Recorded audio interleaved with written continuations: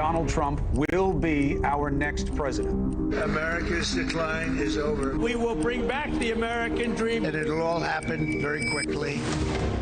How do you meet this moment? He laid out massive ambitions. I will settle the war in Ukraine. We're not going to have World War III. The border will be sealed. The invasion will be stopped. I have created the brand new Department of Government Efficiency. Tariffs will make this country very rich. We will begin the largest deportation operation in American history. Make America safe again, healthy again, proud again. The most extraordinary first 100 days of any presidency in American history. We've just gotten started. You haven't even seen anything yet.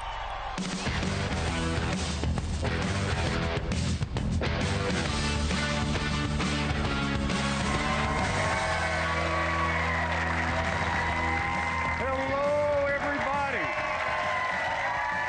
Hello. It's amazing what a few $100 bills can do for an audience. I'm Chris Cuomo. Welcome to NewsNation. This is where right and left come to be reasonable. And we're going big tonight. We're being simulcast on the CW network, and we have a big welcome for our listeners on more than 100 radio stations across the country that wanted to cover this town hall, including Sirius XM radio, okay?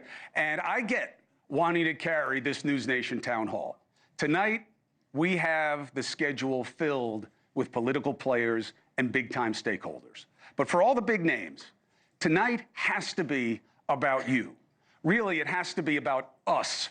The least discussed context in politics, us. Think about it. It's always about them, a side, a party, the other. Tonight, we practice what the first president, George Washington, suggested. Be a country. That is all.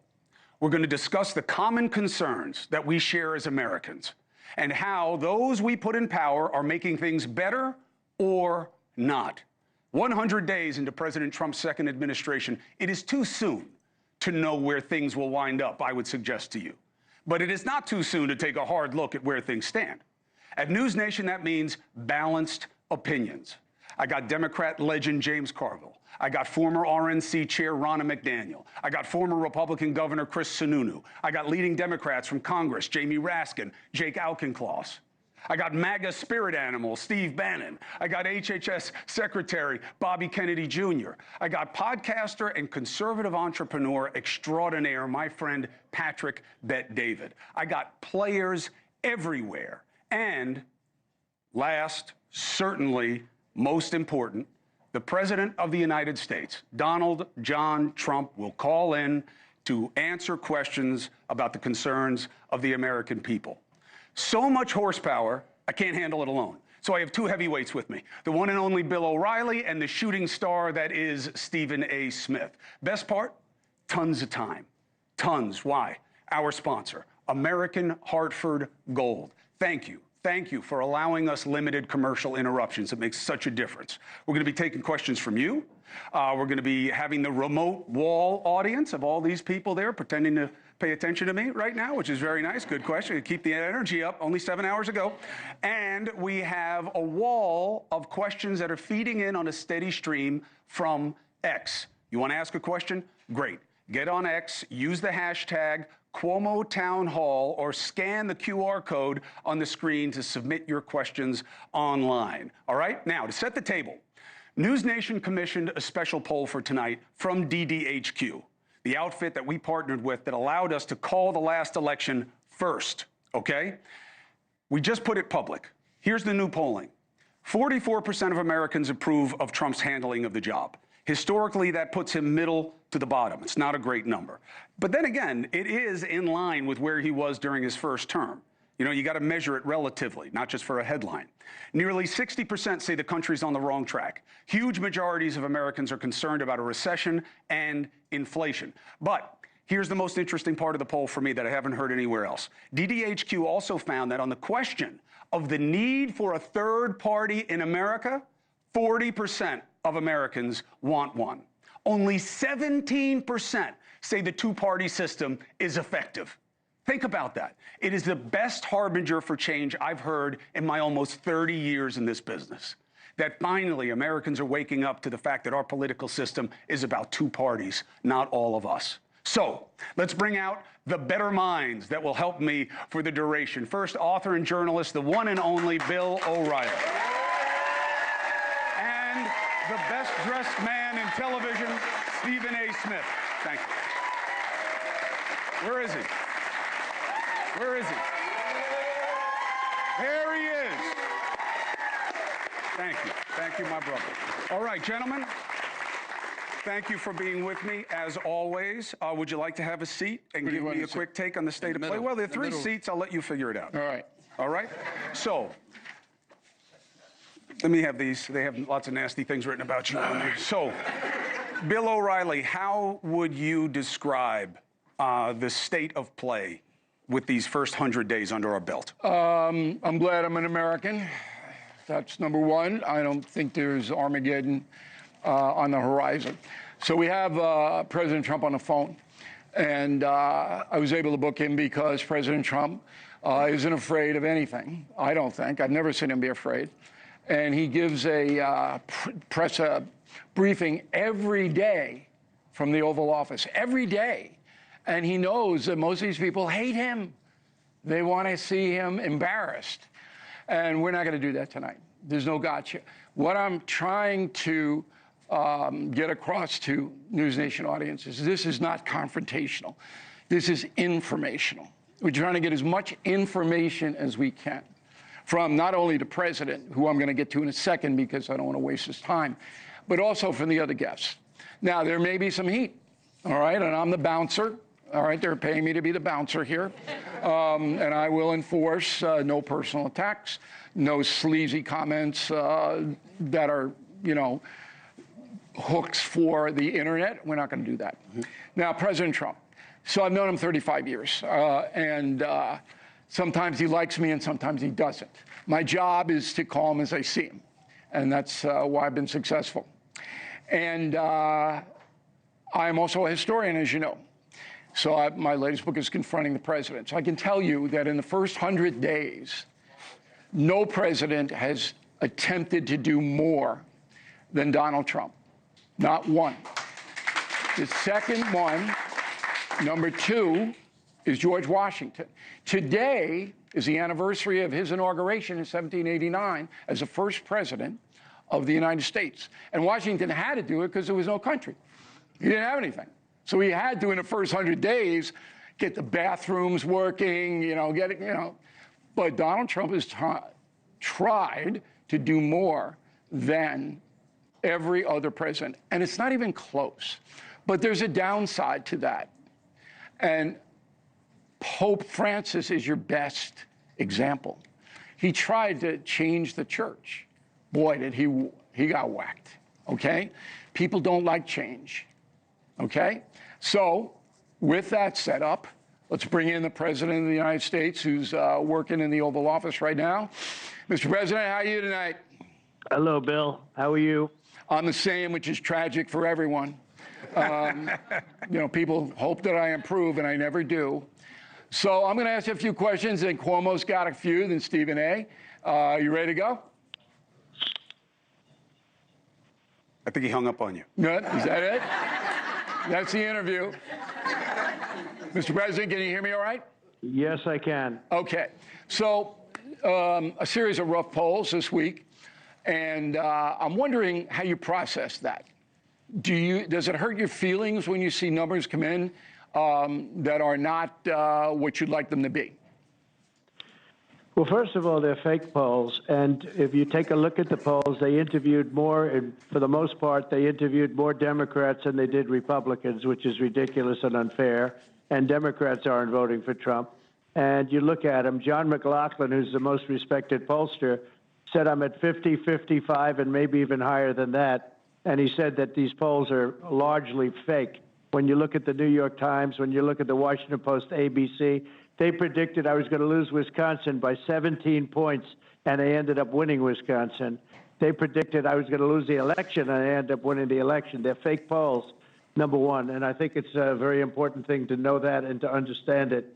And because polls are no different than fake writers or journalism, and it's not a pretty thing when you watch. So when you say, am I bothered by it?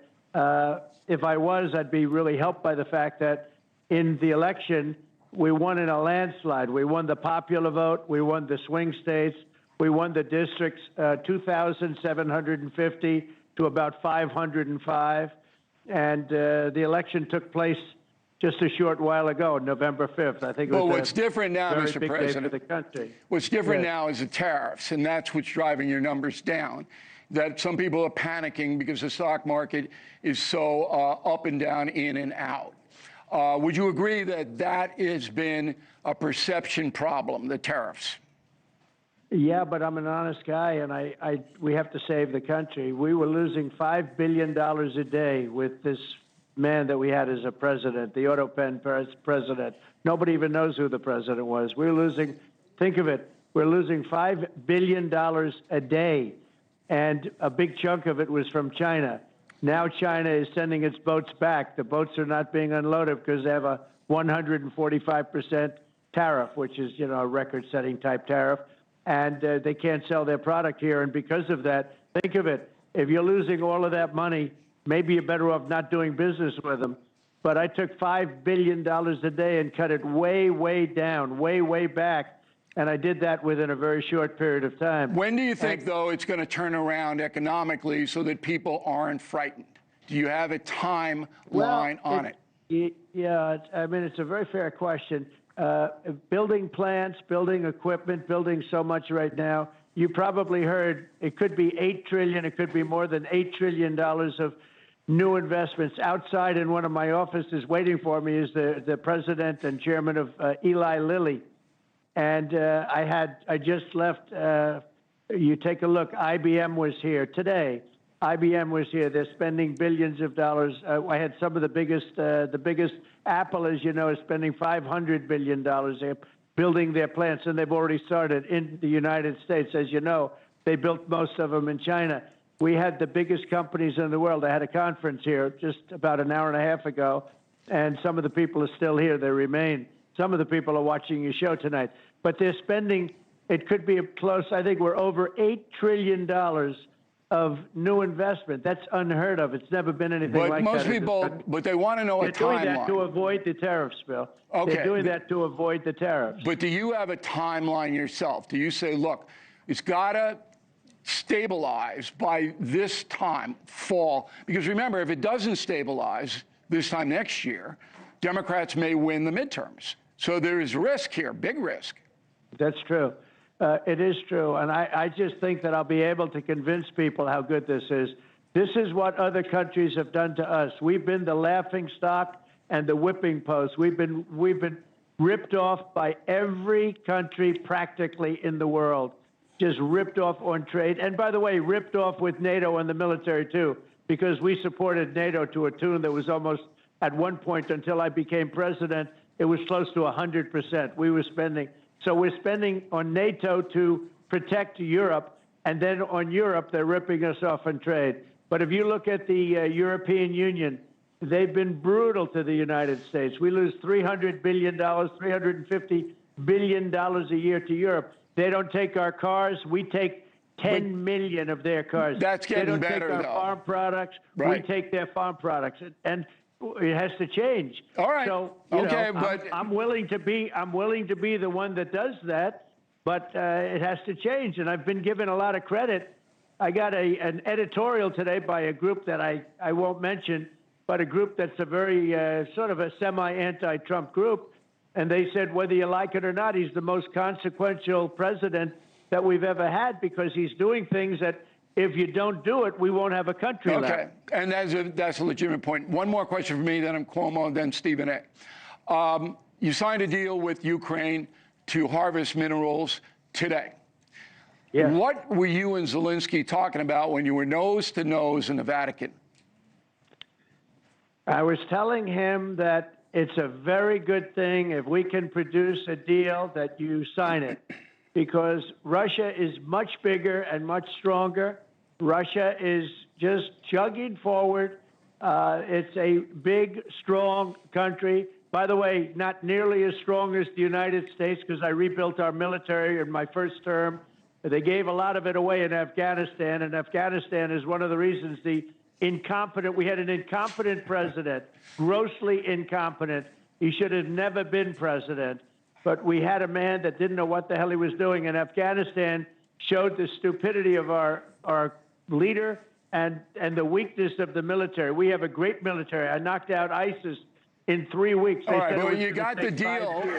You got the deal with Zelenskyy on the minerals. That means the United States is going to have a presence in Ukraine. Is that going to inhibit Putin, do you think?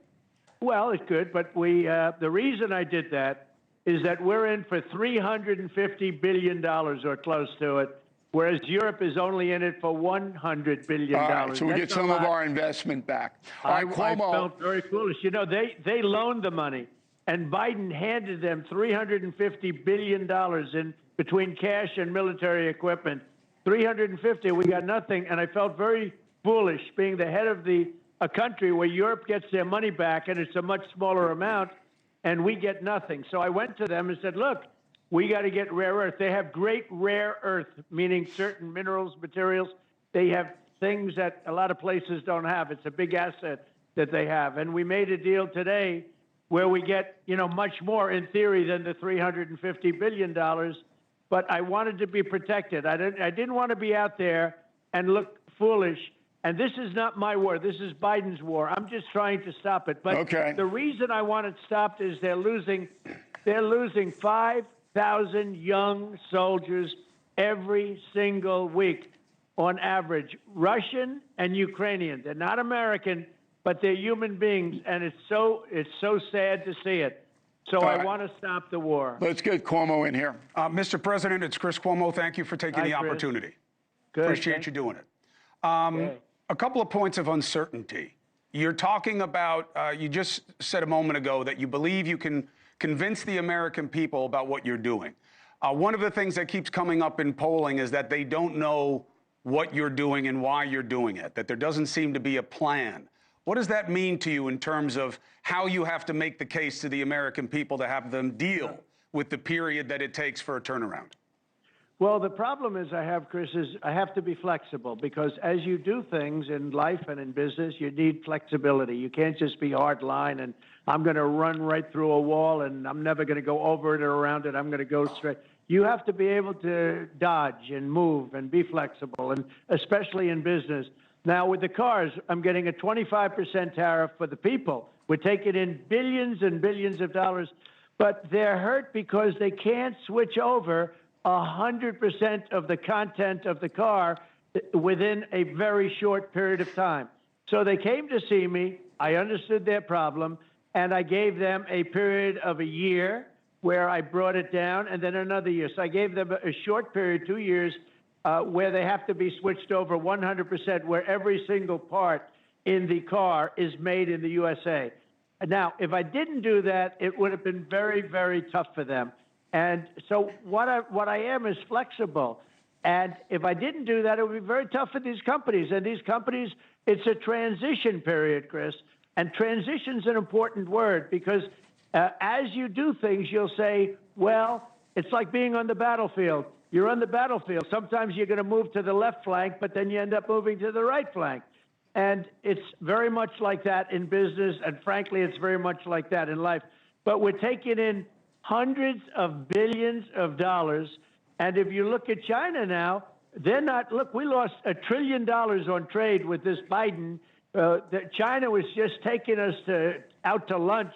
There's never been anything like it, the way we were ripped off. We were ripped off by China, but we were ripped off by everybody, but really by China. They were the king of ripping off the United States. Now they're not doing any business here because I don't want them to do business. So I set a high tariff. I don't want them to do business. Now, will we make a deal? There's a very good chance we're going to make a deal, but we're going to make it on our terms.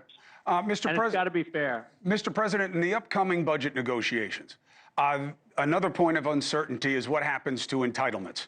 Whether or not waste, fraud, and abuse, I think everybody's in favor of seeing that identified and exposed, but that Social Security benefits or the adjustments or the application of it may be compromised, or Medicaid. may be compromised in terms of who gets how much in benefits. Do you have a commitment for the American people in terms of how much you will protect those programs?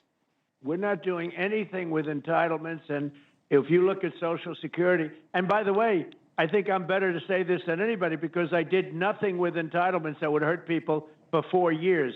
I could have done that. If I was going to do that, I would have done it 5 years ago, 6 years ago, or 7 years ago. I'm not doing anything. The only thing is, you say don't talk about waste, fraud, and abuse.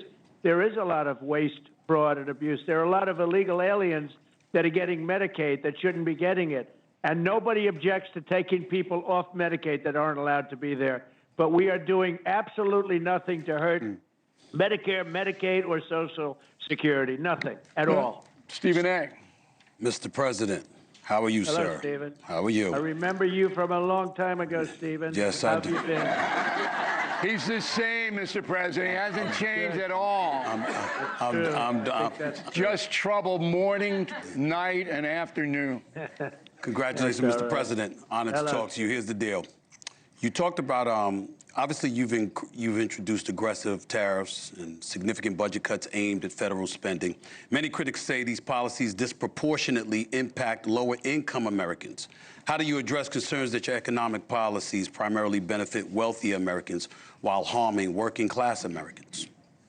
It actually creates jobs for the middle income. It's going to be better for the middle income. It's going to save our country because we're going to become rich again. Stephen, we lose so much money on trade, it's unbelievable. And instead of losing a lot of money, and they did to us for years what I'm doing to them right now. They charged us tariffs. They wouldn't let us build anything in our country. They said, you want to sell a Ford or you want to sell a General Motors car or anything, you come to China and build your plant in China. You come to the European nations and build your plant in Germany, you build it in France, you build it where we have no interest in letting you. As an example, we don't sell any cars virtually in China. We don't sell any cars in Europe, any.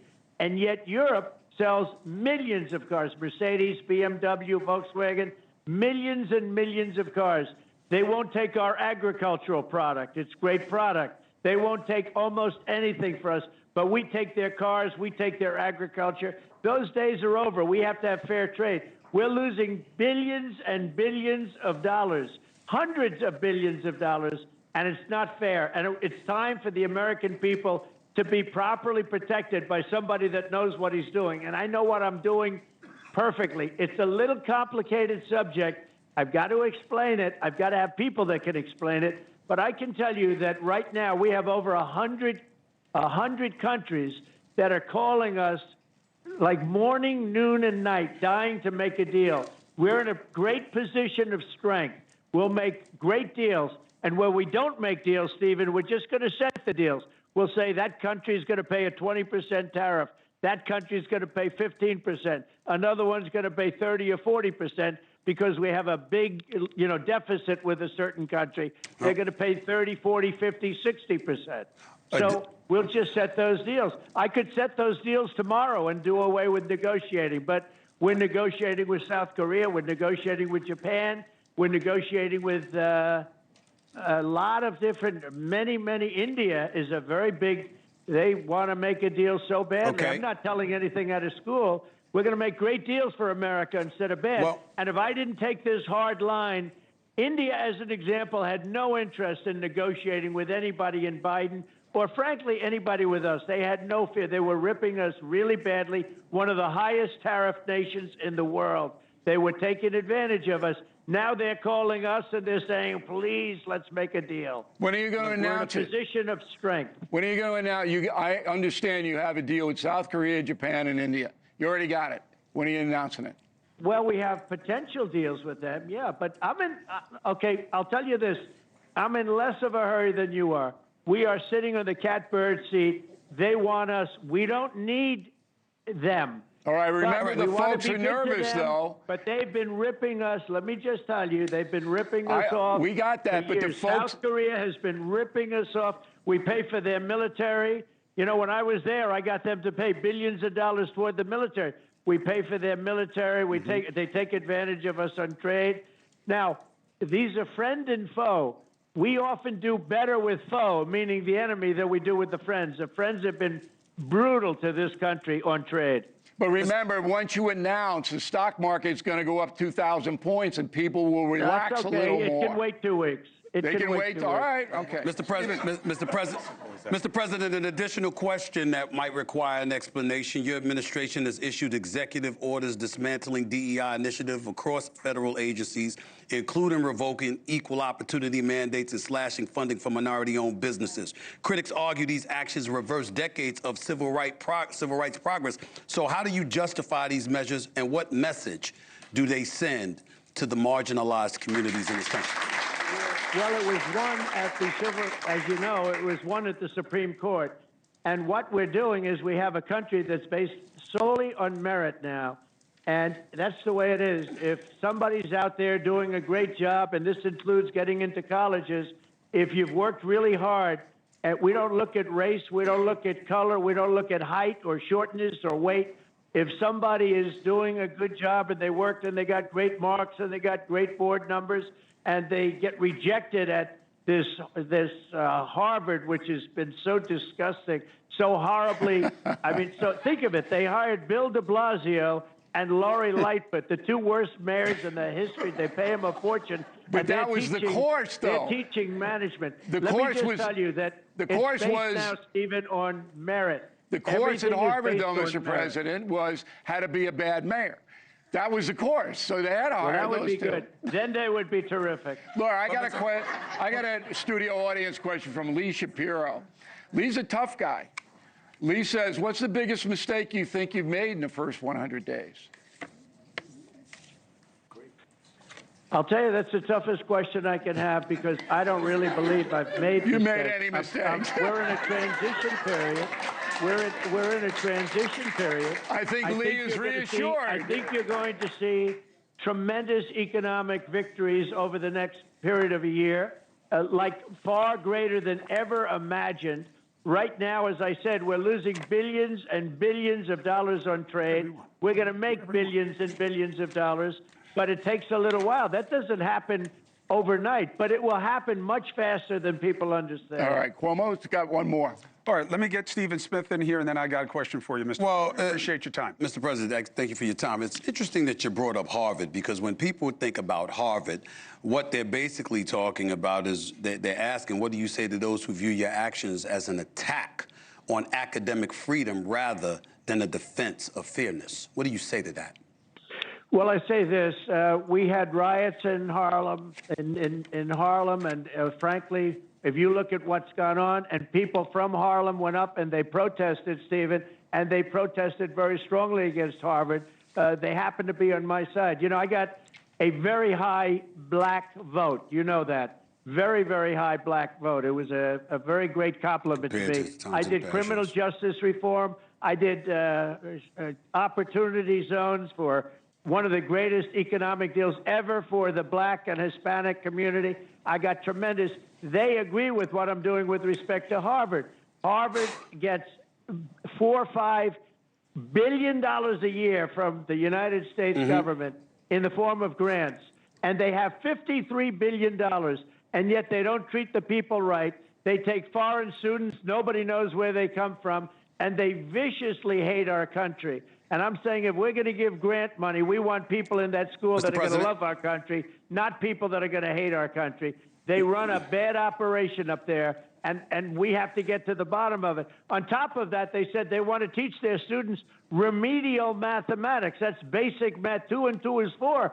And you say, well, Harvard's supposed to be so great. Why do people have to have remedial? That's basic, very simple mathematics. So we're looking into Harvard, but we give them billions of dollars a year, and that may very well stop. And that's up to the president. It's up to our government. We don't have to grant them money. We can grant that money to people that really need it, and frankly, people that you'd rather have me give the money to, Stephen. Mr. President, as a graduate of Winston-Salem State University, which is an HBCU, I'm fully aware of the contributions that you've made to HBCUs in the past. Thank you. There is a concern, however, that with all the things going on in this day and time, that there will be a cut in federal contributions to HBCUs. Should HBCUs be very concerned about you making cuts in that regard? Not at all. And let me just tell you, I'm glad you brought it. Historically black colleges and universities, I saved them, Stephen. They were going out of business. They came to me, about 50 people that headed up, and they came to me the first year, and I took care of them. I took care of the black colleges and historically black HBCU. I took care of them. You know that better than anybody. Then they came to me the second year, and I said, wait a minute. Why do you keep coming back? I saw you guys, and they were great guys. Some of them, to this day, are still really friendly. And by the way, they love Trump, every one of them. They came to me the second time. Well, you're giving them money. They came to me the second time. They came to me the second time, and I was surprised to see him. I got it, Mr. President.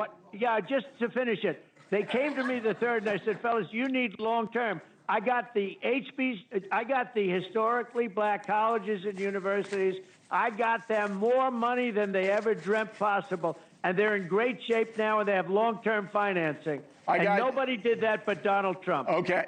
Stephen A. Smith may run for president, as you know. Do you have any advice for Stephen A., if he launches the run? No, Stephen A. He's a good guy. He's a smart guy. I love watching him. He's got great entertainment skills, which is very important. People watch him. You know, a lot of these Democrats I watch, I say they have no chance. I've been pretty good at picking people and picking candidates, and I will tell you, I'd love to see him run. All right, there you go. You got one more? Not me. I like him too much. Mr. President, we're gonna let you go. Thank you very much. I just wanted to ask you something because I know that for you, legacy matters. You talk about it in-house. You talk about it out-of-house. When you got shot, I reached out through family. I wanted to talk to you, and I wanted to tell you a couple of things. One was that I hope that you were okay and that your family was dealing with it all right. And the second one was that I was embarrassed by how it was being covered as if maybe it didn't happen. And yes. I told my audience that I spoke to you. I didn't talk about the details of the conversation because they didn't matter. But there was a lot of heat that came my way as if I shouldn't have been making a comfort call to Donald Trump. We're very divided. You know this. You want to be remembered as one of the greatest presidents in America. You know our history. Every president who's considered great was seen as a unifier. What do you need to do to be remembered as someone who could bring this country together? Well, I think I will be a great unifier. That's what I want to be, and it's very important to me. Hispanic vote, I got the highest Hispanic vote, maybe, I think, ever for a Republican candidate. If you look at the border between Mexico and Texas, I won every single border state, and it was all Hispanic vote. I won Miami. I won Florida. I think I am a unifier. I think I have votes that Republicans have never gotten before, and that's why I was able to win the election in such a big fashion. With all of that being said, what I have to do is save the country. The country was going down the tubes. This country was in big trouble. You had a border where millions of people were pouring in from jails, from prisons. They were pouring in at levels from mental institutions, gang members, terrorists, and we're getting them out. You can't have a country with these people there. We had 11,888 murderers. Many of these people killed more than one person. More than 50% of them killed more than one person. We got to get them out of their country. I don't know if that's unity or disunity, but I have no choice. You know, some things you have no choice, but I do remember your call. I appreciate your call, and I actually appreciate your family. I've known your family for a long time. You know that. Mr. President, I want to thank you very much for taking the time on a very busy day. Our audience there. And it was very kind of you to do it, and I think people got a lot out of it. Thanks again. Thank you much. Thank you very much, everybody. All right. Thank you, Mr. President. Thank you, Mr. President. So we're going to go to break, but I want to get your take on this. Stephen A., Bill and I have interviewed the president multiple times. Yeah. Meeting him in conversation, dealing with the issues as you know they exist. What do you think about the answers? I had no problem with the answers. I mean, obviously, he was long-winded in saying what he was saying. It was hard to dispute some of the things that he was saying. He is a person that obviously thinks that this country was in a very, very bad state prior to the election. He has his belief system. He has his constituency to answer to. He's very, very big on saying that he's trying to fulfill the promises he made to the people who put him in office. I think that when you look at an elected official, if that's their approach, fact of the matter is we kind of wish that most politicians were like that in terms of, I'm going to do what I said to my constituents I was going to do. Having said that, it's a lot of talk, and I hope that it's backed up. These deals that have been 2 weeks. Okay, well, when you're going to announce them, who are they with? How real are they, et cetera? I'm not questioning. I'm not saying that it's not. I'm saying we want to see it. Just like they said, we've got over $2 trillion in commitments from companies everywhere. Well, who are these people? And when is it going to come to fruition? We have a right to ask those questions, just like I asked him about HBCUs. He said what he said. I was very, very pleased with his answer. I hope he's true to his word. Let's bring in, let's take a break, and we'll come back, and you and I will talk with Stephen and James Carville about what he heard. Listen, I told you tonight was going to be special. It already has been. When we come back, we'll start getting impressions on what was heard from the president and what you need to hear in this country. James Carville, Bobby Kennedy Jr., Chris Sununu, Steve Bannon. Stay with us.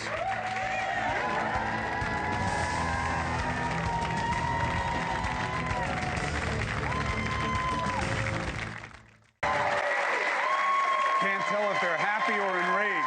But either way, it's good to have energy. Welcome back. I'm Chris Cuomo, joined by Bill O'Reilly, Stephen A. Smith, and we have a big special night for you here at NewsNation for a town hall to mark President Trump's first 100 days and to get a take on what the president said, what it means to us as a country. Democrat, legend, strategist, James Carville. It's good to see you, sir. The basic premise you heard from the president is we were getting killed on trade. Somebody had to do something. It's risky, but I'm all in for America. Well, as we're saying, hurricane country, he was speaking 200 words a minute with gusts up to 350 words a minute. But he sounded like a guy that lost 15 points on his job approval and is presiding over 3/10 minus negative economic growth. So he says we were losing $5 billion a day to trade. Okay. The market lost $5 trillion. Now, this is Cajun math, but I think $5 trillion is more than $5 billion, if I just take him at the word. That's not a permanent loss, though. And you come back in a heartbeat. So you may. So what's but if you lose, if it goes down 12% and then you come back 10, you're still down 2. Then he loses the midterms. We'll see. We'll see what happens in Virginia. We got plenty of football left. Cuomo's question is, look, he's trying to right some wrongs. And when you do that, you're going to run into headwinds. You know that. Oh, wait a minute. We had what the economists call the economy that was the envy of the world. Okay? Does anybody look at the U.S. economy now and say, we're the envy of the world? We've lost all of this market share. We have negative economic growth. We're installing a policy that hasn't worked yet and try to corn laws in England. And so we're starting a trade war that have no idea what he's doing. And now he's saying, well, maybe you're only going to get $2 for Christmas, and it might cost you a little bit more. Okay, well, I'm 80 years old, so I'm not worried about the price of dollars that much right now. But what's working here? Nothing. So what would you do? What would you do? Well, first thing, I would have never started a trade war. Okay, so you're okay with $1 trillion going out more than comes in? A prosperous nation is always going to buy more from an unprosperous nation. We're always going to buy more T-shirts. Right, so you were happy let me finish, man. No, go ahead. I'm just giving you the rule of trade. We're going to always buy more T-shirts from Sri Lanka than Sri Lanka's going to buy Boeing aircraft from us. And the fact that you do have a trade deficit is an indication that you have a prosperous country and you buying things that come over here. Okay, so you're fine with it. You're fine with the $1 trillion, and Biden was fine with it because he didn't do anything. Well, first of all, I am not fine with starting a trade war. Okay. That is an utter disaster. Big gulf. When my guy was president, I always tell people, what made y'all worse? The peace or the prosperity? There is not a single economic indicator where Democratic presidents do not massively overperform Republican presidents. You look me up, you check me out on every possible thing from GDP growth to job growth to stock market growth to anything you can think of, including deficits.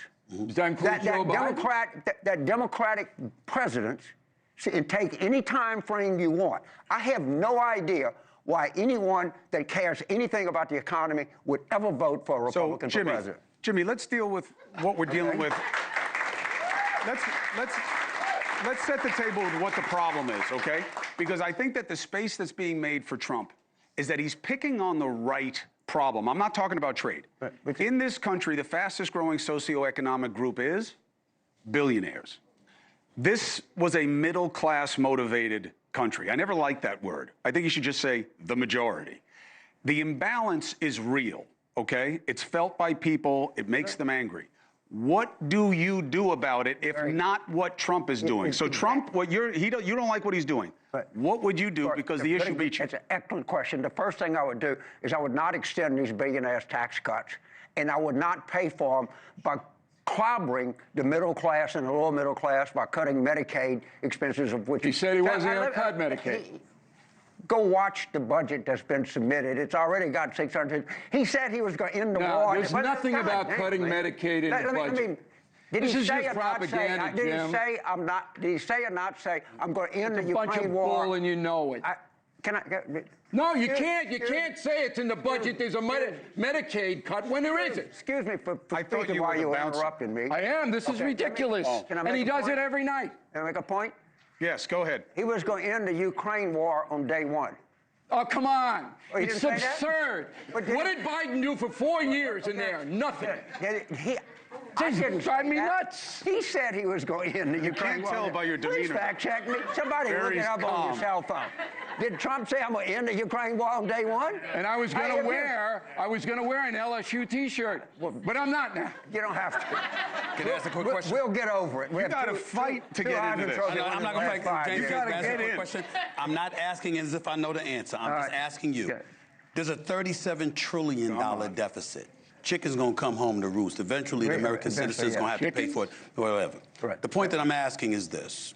What level of culpability do you attach to the Democratic Party in contributing to that national debt? Probably 35%. You can go 35 to 65? Yeah, you can go back and look at deficit growth under Democratic presidents and deficit growth under Republican presidents. It's actually a figure that you can see. And you can look at it over 75 years, you can look at it over 50 years, you can look at it over 25 years, in any time frame that you want. And I'm sorry, but there are facts out there. And they're indisputable. No one can dispute that. There's been volumes of research done on this. And right now, the extending these tax cuts are going to easily be $4.5 trillion. Easy. And then, where are they going to get the money? It's a billionaire bailout. That's what they do it. Or not. And here's why I say that. That in television is called a segue. Steve Bannon is going to join the conversation. And the reason I do it on this point is because when I was talking to Steve most recently, you can pop him up. Steve, thank you very much. We all know him from the War Room. I call him affectionately. I wonder where he got that name. Spirit animal of MAGA, because I do believe a lot of what he is about and what he argues for is what is being projected by Trump's policies. So what we're talking about, Steve, and why I needed you now, thank you for joining us, is Carville saying the tax cuts for the billionaires, the tax cuts for the top, that's what Trump's about, and that's killing us. You say, not this time. Yeah, absolutely. I mean, look, when Biden and Schumer and Pelosi ran things in January, February, March, April of 2021, did we see a tax hike on the billionaires? You most certainly did not. It never even got a committee. Why? The Democratic Party is owned by billionaires. That's why you have a billionaire class, a credential class. James, they've abandoned what used to be Clinton's base. They abandoned the working class folks in this country. They abandoned Democratic families like mine. They abandoned it. And that's what President Trump is trying to reverse, is what really started with Bush 41 and Clinton. This globalization. Show Jimmy, because Jimmy's going to respond. It was Bill Clinton that allowed the Chinese Communist Party into the World Trade Organization. By the way, both parties did it, the neoliberal neocon, and that's why both parties are responsible for this. President Trump, this is a revolution. You're 100 days into this. And that's what he's trying to do, is redo the entire commercial relationships of the world that focus not just on America first, but American citizens first, and particularly working class and middle class, to bring high value added manufacturing jobs back. So Steve says that he's going to raise taxes on the rich to help pay for the tax cuts for the middle class this time. I hope that Steve is right. I don't think he is. Why? Well, because I think they're going to cut tax. I think they're going to keep the tax cuts for the billionaires. If he's right, if they raise taxes on rich people and help middle class people, and they keep expanding health care for middle class people and subsidies to help so people can buy insurance, if they keep doing that and they tax billionaires, you know what? I'm going to come on your show, Chris, and say, you know, I got it wrong. I got it wrong. But do you Trump agree? is really for the average person. He's really not for the billionaire. But do you agree with Steve Bannon when he says the left is sold out to the elitist on that side of the aisle? The same thing that you're accusing of the Republican Party of doing that the Democrats have been doing. Do you agree with that? I don't know. I don't. I think the Democrats have their own problem. I think that Trump's election was self-engineered by the Democratic Party. I think it was a horrible mistake to embrace the language of the identity left. I think it was a horrible mistake not to speak up and say Biden shouldn't be running for re-election. And Stephen, you did that, and I congratulate you on that, and you were there early. And I think it was a further horrible mistake is on July the 21st when he dropped out. And President Barack Obama was trying to call people and said, "Well, I have a contested operation here. We got to get these people front and center." So I think the Democrats, and I'll blame them, made three terrible mistakes that made this possible. If we don't make any one of those three mistakes, then Trump doesn't win. So I'm not here to defend the Democratic Party existed. But what I'm saying is the Democrats have an incredible opportunity to stand up to these billionaire tax cuts and to stand up to these cuts of health care for ordinary people. And if we do that, we don't have to trust the American people. So let's take a We'll break. that, we'll Let's keep the conversation going. Steve Bannon, it's great to have you here. Who would ever think that Steve Bannon and James Carville are in the same place in terms of what has to happen with tax policy? That guy is smarter. What happens, we'll see. But I told you it was going to be a special night. I told you. We'll be right back. Stay with NewsNation.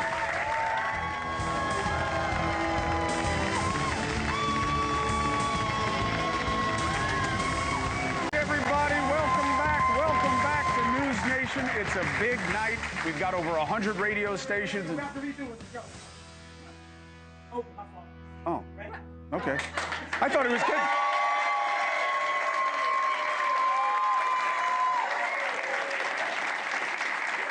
Remember the movie Anchorman?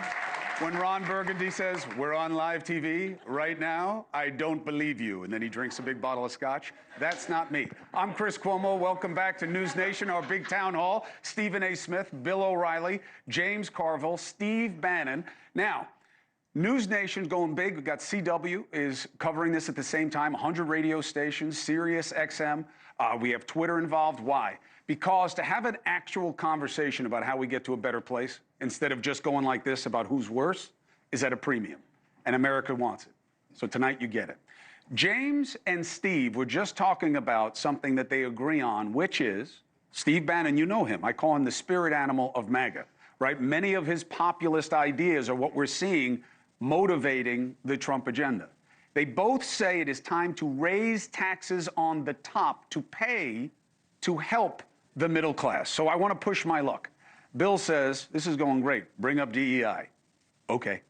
When it comes to diversity, equity, and inclusion, I want to see where you two guys are in terms of the government's role or lack thereof on this issue. James, when you think of DEI, of course, we know what the Supreme Court ruled in terms of admissions.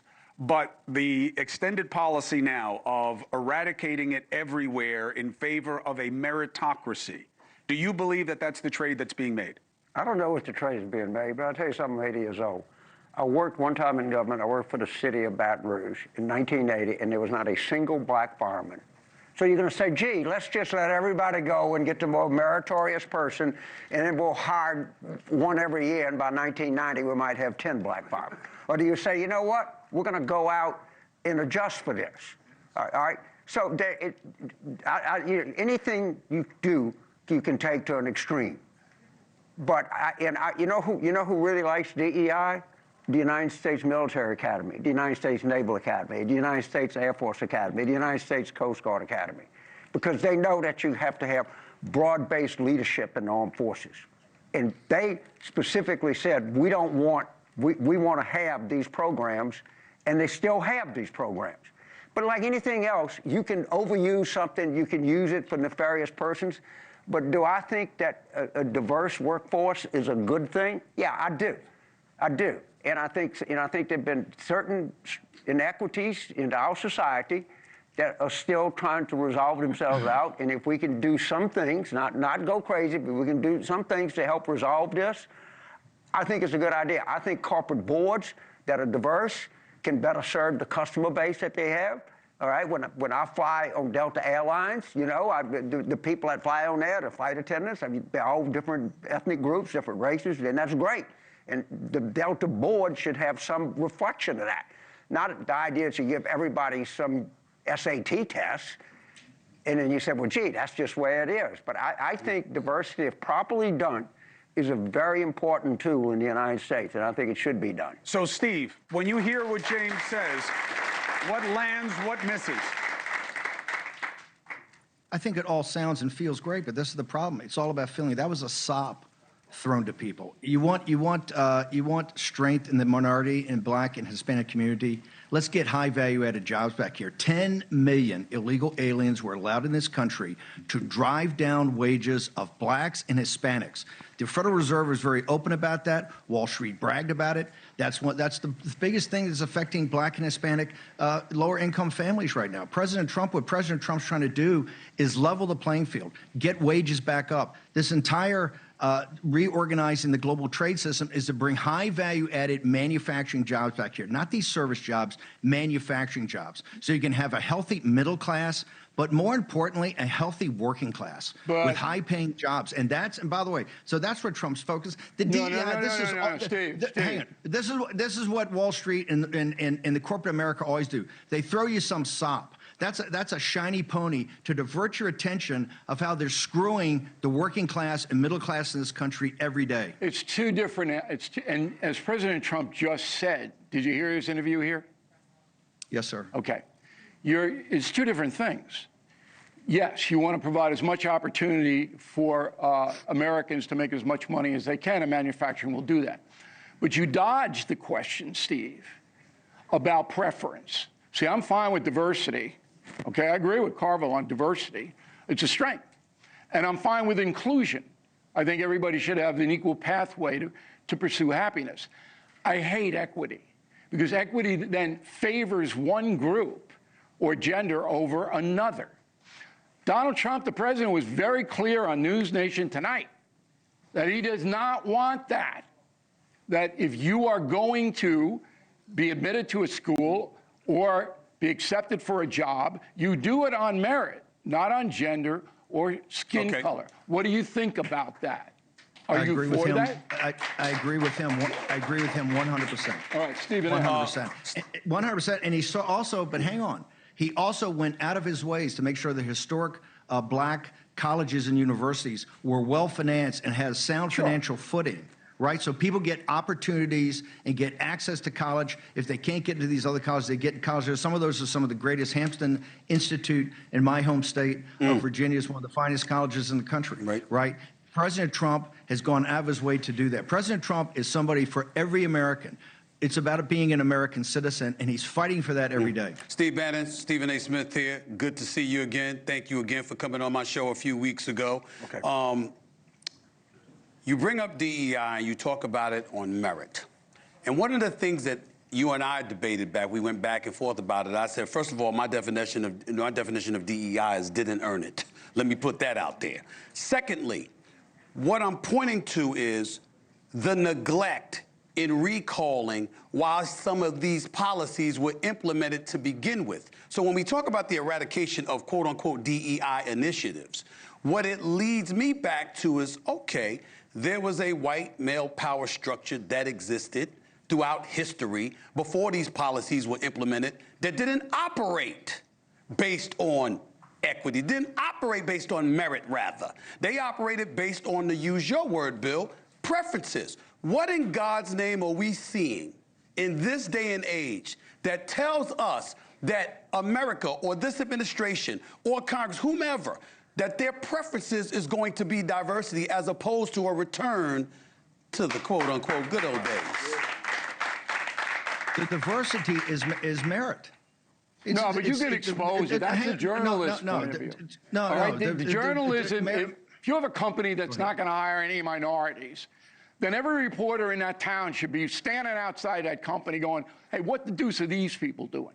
But what everybody has to understand is you don't correct historical wrongs by creating modern wrongs. You don't do that. All right, hold on. Jimmy, I want to get you in, and then we're going to pivot to a different topic because I got Secretary Kennedy, and I don't want to lose his window. Go ahead. So I just want to make a point about DEI. I taught college for 16 years. I taught 9 years at Tulane. You know how you would get in my class if you were black or you were conservative? You know why? Because we didn't have many, and I wanted a diverse classroom. So if you came in and you saw me and said, Professor Carville, I want to get in your class, I'm a conservative Republican, said, come right in. We would actually go out. We would go out and look for black students to be in the class. You know why? Because I wanted a diverse class. I wanted diverse opinions. And if you just sit at a major, expensive private university, you know what you're going to lack? You're going to lack sufficient number of black students because there's a huge economic barrier to go to these $75,000 a year colleges. And it's secret. These colleges are overrun by liberals. I wanted other people. I practiced diversity. I practiced whatever you want to call it. I actually solicited black and conservative students because I thought it made for a better education for everybody else. It made for a better classroom. Let's bring in Secretary Robert F. Kennedy, Jr. Bobby, thank you for being patient. I'm sorry about that. It's a lot of talkers up here. It's good to have you, Secretary. I just wanted to set the table with a news event that you've had to deal with, okay? I don't know, you can explain to the audience how concerned we should be about measles, but it is an interesting conversation around the vaccine. And there is criticism that comes your way. Now, your messaging on it, you've been telling people to get vaccinated. But there is criticism of you, Bobby, that, oh, now you're saying get vaccinated. You weren't saying that during COVID. That's why people aren't getting vaccinated. And now it's a problem. How do you deal with that issue, and what responsibility do you have in terms of how people feel about getting vaccinated? We're doing better in managing our measles epidemic in this country than probably any other country in the world that has outbreaks right now. We have about 842 cases, Chris. In Canada, they have about the same number. They have 1/8 of our population. Europe has 10 times that number. Our numbers have plateaued. So you're still seeing added measles cases, but the rate of growth has gone down. Now, there are populations in our country, like the Mennonites in Texas, who are most afflicted, and they have religious objections to the vaccination because the MMR vaccine contains a lot of aborted fetus debris and DNA particles. So they don't want to take it. So we ought to be able to take care of those populations when they get sick. And that's one of the things that CDC has not done.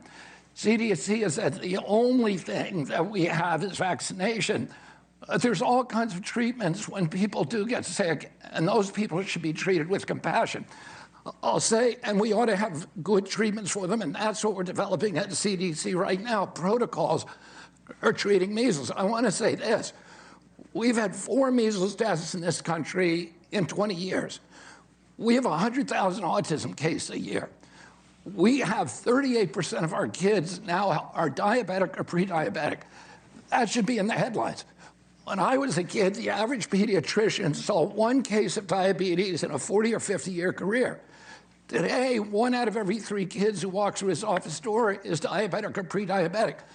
That should be getting the headlines. When I was a kid, 2 million, there were 2 million measles cases a year, and none of them got headlines. And we had 400 deaths. We had deaths about between 1 and 1,200, 1 in 10,000. We have so many kids now who are afflicted by chronic disease, and the media never covers them. They only want to cover measles. And what I've been saying to people is, let's pay attention to other illnesses as well. And the illnesses that are really, really damaging our country, that are existential for our country. We now spend almost $1 trillion a year on diabetes and metabolic disorder. By 2035, we're going to be spending $1 million a year on autism. Autism in 1970 was 1 in 10,000 Americans. Today, it's 1 in 31. In California, it's 1 in every 20 kids, 1 in every 12.5 boys.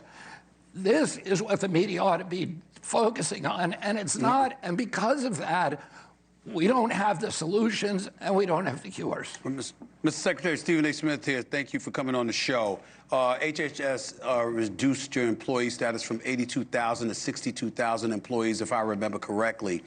Cut about $1.8 billion. But nevertheless, you got a lot of American citizens wondering how on earth are you going to ensure that we're going to become a healthier society with over 20,000 less employees to look over things and purview things to some degree. What do you say to that? Well, I would say during the Biden administration, my agency grew by 38%, and Americans got sicker. So it's not throwing money at it or hiring people that is solving the problem. We have so much redundancy in our agency. We have 100 communications departments. We have 40 IT departments. We have 40 procurement departments. What we did is we're streamlining the agency and we're recalibrating its trajectory so that people there are narrowly focused on one issue, which is how do we end the chronic disease epidemic. When my uncle was president, 3% of Americans had chronic disease. Today it's 60%. It's costing us $1.6 trillion a year, about 95% of our health care budget is going to chronic disease. When my uncle was president, we spent 0 on chronic disease. 74% of our kids cannot qualify for military service. So this is an existential threat to our national security. It's an existential threat to our economy. And we have to narrowly focus on that. And that's what the new HHS is doing. That was an excellent answer. That's That was an excellent answer. I mean, let me tell you, you talk about a disease you were able to cure. That's right. And I'll go further. I'll go further. Most political appointees are pinheads, all right? In my 50 years experience in journalism. They don't care about improving things. They care about their job title, their prestige, their expense account. But Stephen A.'s question was right on the mark. And I go, ooh, that's a good question. You had an answer that everybody could understand. And that's what more people should do. And you know me, Kennedy, I wouldn't kiss your butt at all. I'm telling you the truth. You never have, though. All right, Bobby, on that note, I'm going to let you get back to work. Thank you very much. You're always welcome here at NewsNation to make the case to the American people. I look forward to seeing you taking on some of the most rich and powerful interests, which are the food companies and the drug companies in this country, if you're going to get after chronic disease. And you have a place here to make that case whenever you want it. Good luck doing the work of the people, Bobby. We're going to take a break, 4 minutes and 30 seconds. We're going to bring in more names for more perspective. Former New Hampshire Governor Chris Sununu, former chair of the RNC, Ronna McDaniel, and my friend Patrick Bet-David. In the break, look at his reach.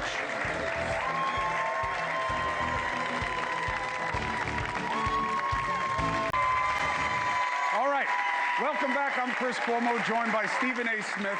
Bill O'Reilly, James Carville, Steve Bannon, and the panel keeps expanding because what we are desperate for here is perspective. So welcome to NewsNation's Town Hall. We're 100 days in to President Trump's second administration. It's not long enough to know where things are going to wind up, but it is time to take a look at how we got here and where we need to go from here. So joining us now, former New Hampshire Governor Chris Sununu, former chair of the Republican National Committee, Ronna McDaniel. It's good to have you both. So Steve Bannon is in the war room standing by. There was a point of agreement with him and Carville. It is time to tax the top, to pay for tax cuts and give relief to the middle class.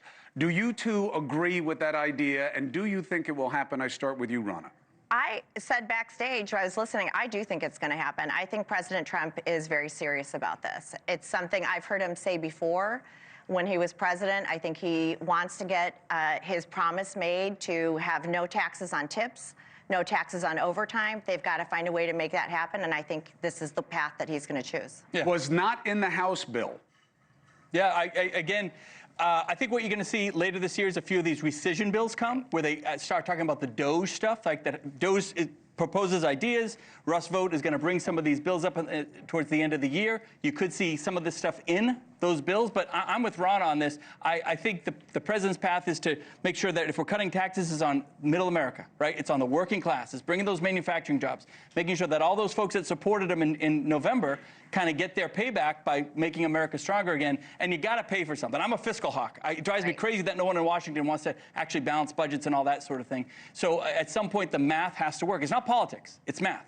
So, but what about this notion that if he does that, it will have to punish or tax the rich, and that's something he's not prone to do? If they give any kind of resistance, he might end up capitulating to their desires as opposed to what his desire may be. So the give and take, I think, will be all the regulatory reform, right? All the regulatory reform is going to allow all these companies to make bigger investments faster, develop quicker. Instead of 10-year projects, they have 18-month projects. So it's kind of give and take. We might not give you the tax cut that you want up here, but we're going to give you all these other benefits over here. So it's just... When's the last time a Republican administration raised taxes on the top? Don't answer it once. I don't know. But listen, Trump's administration has said it's about Main Street. Trump won Michigan with UAW workers. You see, I'm with you, but then I was with you. Saying I was with you. Cares about the working class. You got to look at it in the context of what we just lived through. Okay. The Bush the elder is the answer to your question. Bush won. Bush the elder. So that means the older 80s. Bush. In the 80s. He did it when I was 37 and years he got I wasn't born yet. No, just so kidding. what I'm saying, well, no, when he, oh, you know what? That's I'm just probably kidding, true. just kidding. But that's okay. What I'd like to say is I may be getting older, but I'm not smarter. The thing we just lived through is with tariffs. When the big dogs came to Trump, he backed off. He started off doing what I thought was very brave. He did a lot at once. I don't know who advised him to do that. I don't know whose idea it was to do it all at once, fight with everybody at once. That was Navarro, and he's an idiot, and that's why he's not in the White House anymore. When he came, when the big dogs came, his donors and the automakers, and said, "Hey, you're starting to hurt us now," he backed off all the tariffs. Why won't the same thing happen with taxes? But he's also talking about the consumers when the big dogs come. When Target goes and says, we're going to not have toys on our shelves and the consumers are going to pay more, or when you're going to pay more for a car in Detroit. Right. He's caring about the middle class and the average working class American, and that's what's moving the needle. Hold on. I'm not letting that slip. You just finished saying Peter Navarro, sir, was an idiot. Yeah. Why is an idiot your top trade, your top trade advisor? Not mine. He said. Not mine. I'm talking about Trump. I'm talking about Trump. Yeah. Why is a quote-unquote idiot in that position? And how should we feel about that? So, okay. The problem is the messaging, right? I'm not really a tariff guy, right? Republicans traditionally are not on the tariff thing. I think we're willing to see where this plays out over the next year, and it's going to take a year. The benefit that Trump has given us is he said, look, I'm going to give myself 90 days. He's putting himself in a box. I got 90 days to renegotiate 70 to 100 deals with 100 different countries. That wasn't Navarro's idea. That was Trump's idea. Because he said we have to show America that there's an expectation that this gets resolved. right? That this doesn't go on forever and ever. And if it goes on for a long time, it's going to simply be with China long term. So I think he had bad advice early on. I think there's a lot of loyalty there that he had. God bless him. But bad advice early on, bad messaging long term. So I'm willing to give the 90 days. I think, as you brought up, we don't know where a lot of this is going to end up. I think China is still, to Ronna's example, China is still going to be the biggest problem because those are the products that we need to see on the shelves. America has about 90 days of pre-buy in it, right? Why do we need to see Chinese products on the shelves? I don't buy China. No, I don't buy it. I mean, everyone in this audience is wearing a piece of clothing from China. Yeah, well, maybe they don't want to then. Textiles are not coming back to America. I run BillO'Reilly.com, and you can buy anything you want, okay? And very hot is not woke moms for Mother's Day. And we get them all made in the USA. I won't buy anything from China. And I went in to buy socks. But I don't know. Wait. I bought into Macy's, socks, okay? Polo, Ralph Lauren, all made by China. I left the store barefoot. I know, but I'm not buying it. How much are your T-shirts? How much are your T-shirts online? 25, 30 bucks? Average Americans are not paying 25, 30 bucks for a T-shirt. Well, they ought to be patriotic. They don't have to pay that much. But listen, people are patriotic to their families first, and they watch their Don't buy China stuff. You sell to the American people, you're going to pay more. Have a good time in the midterms. Right. Buy American. But listen, I'm fine with buy American, but people are in very tight budgets. Most people are like 2 paychecks away from being underwater. They can't pay for a major medical event. They can't live their dream. They can't have any of the things that their parents had. Sounds like we're living in Botswana now. Well, you're the one sounding like you're some extensive shopper. That sounds like a rich guy. That's not you. You sound like a rich guy who's not price sensitive. He goes in, and they shut down the men's store just for him. Listen, I'll tell you what they should do. When the conservatives push back and say, we don't know about these tax cuts to the top, you say, great, I have an alternative. Trump should say, instead, let's put up that you're banned from trading stocks while you're in office. Let's start with that. I like that. If you don't want to raise taxes on the rich, let's start with you not trading taxes. You're the only people who are allowed to insider trade. They get 45 days. I can't wait. The guy at Quiver Quantitative, we have him on at NewsNation on a regular basis. He tracks members of Congress. I like that. You know how many of you think members of Congress aren't smart? Like that? You're wrong. And you know how I know? They are killing it in the stock market. Their rates of return are so crazy. If I weren't so money stupid, I would call my guy and say, I want you to trade like Pelosi. And then Pelosi would say, I don't trade. It's only my husband. I don't know what he does. Okay. Mark Mendenhall. Now, I love you. I love what you're doing. You got your thing? I'll give you. All right. Well, I'm going to get you a microphone. And so Mark is part of Gen X Speaks, okay? You look it up on Instagram. He has these great dialogues with his kids. And he's passing on virtues, and he's talking about Gen X, and he's talking about life with his kids. And I love it. And I love talking to him to kind of get a take on how the people that we need to believe to invest in what's happening in this country are feeling about things. When you hear what the president said tonight, and you hear about this balancing of who's got to pay more, who's got to pay less, maybe you need to pay more for stuff because you got to love your country a little bit more than you love cheap stuff. Where is this landing with you as a father? How many kids do you guys have again? 15? Eight. All right. Don't exaggerate. Feels like 27? What do you have, Mark? Okay, we're not talking about raising taxes. You're talking about tariffs and where that money goes and how much we have to spend. All of it. What works for you and what doesn't? Well, the tariff situation is scaring everybody, and everybody gets scared. Now I'm trying to sell my house, and I'm not getting offers like I should because everybody's kind of like, well, let's wait and see what's going on. I can't wait. I got to move. I got stuff going on. I'm trying to build a small house in Dayton, in Nevada. My guys told me everything's going up. All the prices are going to go up. By the time you get out here and do this, prices are going up. This is affecting me negatively. I got it. What I don't understand is you can make the case if you're a Democrat or in media, and you can say, hey, this could go bad. This could be a recession. I got it. Once you say that, we understand. Okay, I heard the warning bells. This could not turn out because nobody in this room knows how this is going to play out. No one knows. It could go great. It could go bad. I'm just a dumb mechanic in the middle of the desert. I literally don't know. But what I do know is that once you tell me, once you pound into me for a whole week on how bad it could go, stop telling me. Why can't we all fall in line like we did years ago and say, look, Mr. President, some people, I don't agree with you.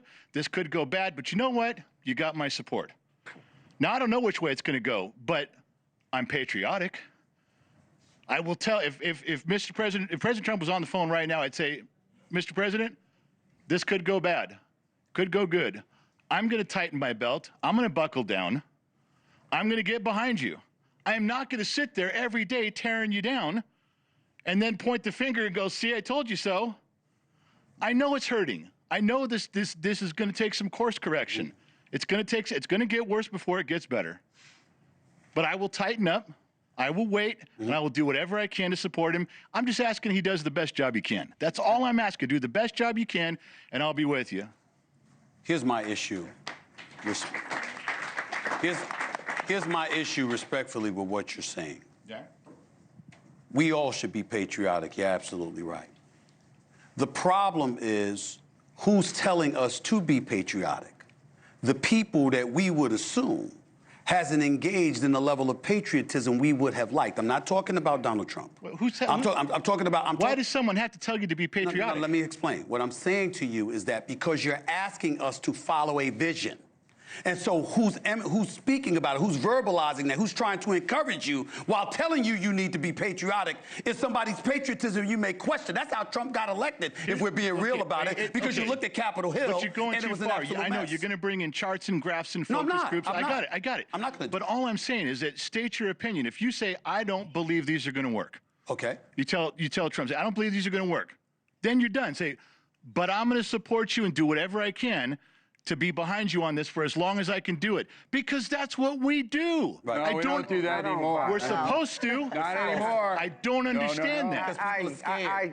People are too scared. I profoundly disagree. Robert Taft, the Republican senator of Ohio, said dissent in a time of war, in World War II, is a necessity in a democracy. Are you a patriot if you have a president that you profoundly disagree with, and you think he has profoundly bad policies? Are you a patriot who say, you know what, you're the president, I'm just going to go along with you? Or are you a patriot if you voice your opinion and say, I don't agree with this, I think we ought to go in a different direction? You can't equate patriotism with acquiescence. Did you just say dissent in a time of war is a necessity? I'm sorry. That's the quote. That's the quote. Oh, I did? Okay. That was a quote. All right. All right. That's the nature. And by the way, I have on 6 items of clothes: shoes, socks, jeans, skivvies, T-shirt, and sweatshirt. So happy you know how many you of said these the were made in America? None. Imagine if you None. And I don't want to live in a country that makes T-shirts. Well, I can buy them from somewhere else. Wait. You don't want to live in a country that makes T-shirts. Yeah, we don't need to do that. We make airplanes. We make movies. But the United States... We drill oil. We make all kinds of things. We don't need to make T-shirts. But I do want to live in a country that makes cars. And That's fine. Yes. I want to live in a country that has manufacturing. So you think I know where the steering wheel was made? Let's get some more perspective. You think I know where the tires were made? No. Detroit City. Do I think I care? No. Let's get some more stuff. Let's get some more voices added to this. And if it seems like, wow, they're really talking a lot tonight before commercial, we are.